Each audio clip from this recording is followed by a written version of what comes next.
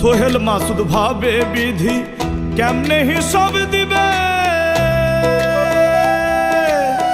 তোমার রহম ছাড়া মালিক কেউ না ক্ষমা পাবে।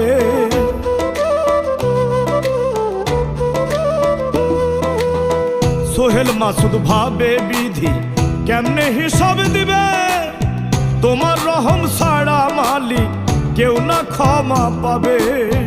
দমে দমে আল্লাহ রাসূল, দমে দমে দমে দমে আল্লাহ রাসূল স্মরণ তুমি করো, মনের ময়লা দূর করে ভাই।